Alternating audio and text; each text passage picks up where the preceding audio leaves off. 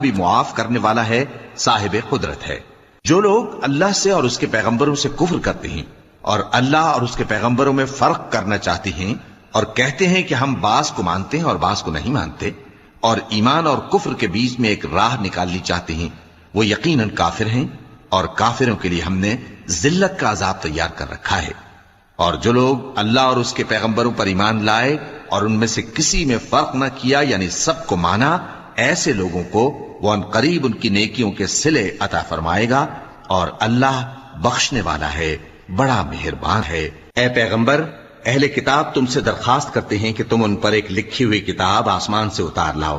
تو یہ موسیٰ سے تو اس سے بھی بڑی بڑی درخواستیں کر چکے ہیں۔ ان سے کہتے تھے ہمیں اللہ کو ظاہر یعنی آمنے سامنے دکھا دو، سو ان کے گناہ کی وجہ سے ان کو بجلی نے آ پکڑا، پھر کھلی نشانیاں آ جانے کے بعد بچڑے کو معبود بنا بیٹھے، تو اس سے بھی ہم نے درگزر کیا۔